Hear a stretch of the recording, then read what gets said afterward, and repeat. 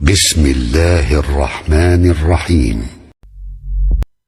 لا الہ الا اللہ لا الہ یا ایھا الذین آمنوا لا ترفعوا اصواتکم فوق صوت النبی، تمہارا لہجہ بھی میرے رسول کے لہجے سے بلند نہیں ہونا چاہیے، تمہاری آواز بھی میرے رسول کی آواز سے اونچی نہیں ہونی چاہیے۔ اگر تمہاری آواز بھی اونچی ہو گئی تو عمل ضائع کر دوں گا اور تمہیں خبر بھی نہیں ہونے دوں گا۔ تم سمجھو گے ہم نیکوکار ہیں، لیکن لٹ جائے گا اگر تمہارا لہجہ بھی میرے رسول کے لہجے سے بلند ہو گیا۔ اتنی حساس اور اتنی نازک بارگاہ ہے کہ یہاں لہجوں کو سنبھال کے بات کرنے کی تلقین کی گئی ہے۔ یہاں حضور کی بارگاہ میں حاضر ہونے کے ادب سکھائے گئے ہیں، یہاں لفظوں کا چناؤ کرنے کی تاکید کی گئی ہے، اور پھر یہ حضور علیہ السلام کی حیات طیبہ میں بھی، اور یہ حکم حضور کے وصال کے بعد بھی امت پہ نافذ العمل ہے۔ حضرت صائب بن یزید کہتے ہیں کہ میں مسجد نبوی کے گوشے میں بیٹھا تھا تو کسی نے مجھے کنکر مارا، میں نے پلٹ کے دیکھا تو وہ حضرت عمر رضی اللہ تعالی عنہ تھے، تو میں اٹھ کے ان کے پاس چلا گیا۔ میں نے ان کو کہا کہ اے امیر المومنین، آپ نے مجھے کنکر کیوں مارا ہے؟ تو وہ کہنے لگے وہ دو آدمی جو بیٹھے ہیں اور بلند آواز سے بات کر رہے ہیں، ان کو بلا کے لاؤ۔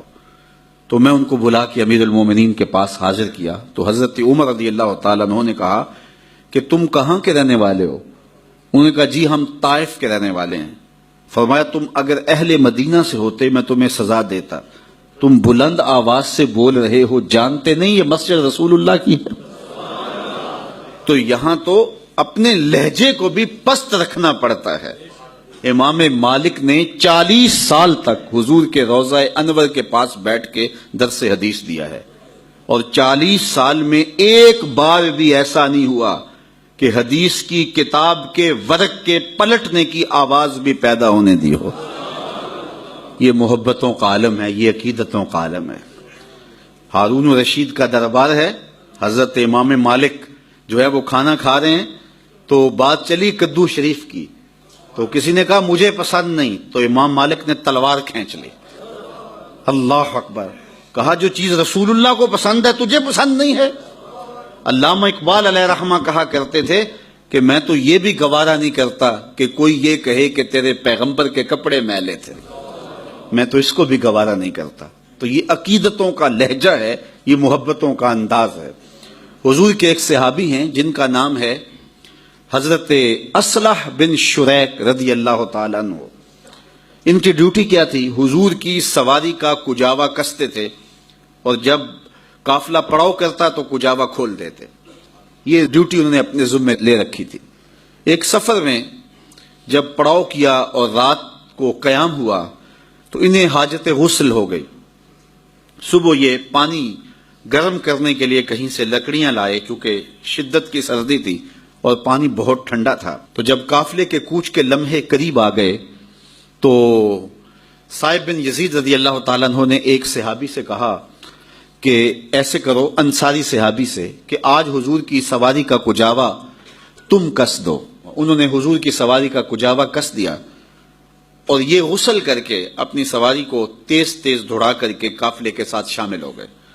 جو ہی ان کی سواری حضور کی سواری کے قریب آئی تو آقا کریم علیہ الصلوۃ والسلام نے دیکھا اور مسکرائے۔ جس کی تسکین سے روتے ہوئے ہنس پڑیں، اس تبسم کی عادت پہ لاکھوں سلام۔ تو حضور مسکرائے اور فرمایا اصلح، آج کجاوا بدلا بدلا سا لگتا ہے، تمہارے ہاتھ کا کسا ہوا نہیں لگتا۔ عرض کی حضور میں نے کسا بھی نہیں ہے۔ تو فرمایا تم نے کیوں نہیں کسا؟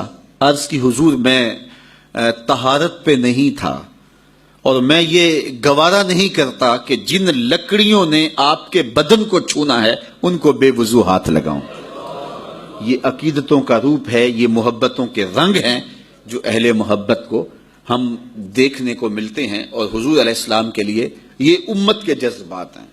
حضور علیہ السلام کے حوالے سے کوئی میلا لفظ، کوئی ٹیڑھا لفظ اور کوئی جو ہے وہ اونچا لفظ بھی گوارا نہیں ہے۔ یہ اتنی حساس اور اتنی نازک بارگاہ ہے۔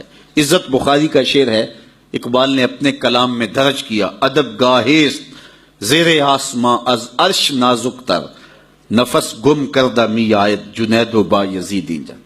یہاں تو اہل محبت سانسوں کو روک کے آتے ہیں کہ وہ سانسوں کا شور بھی خلاف ادب سمجھتے ہیں. لا الہ الا اللہ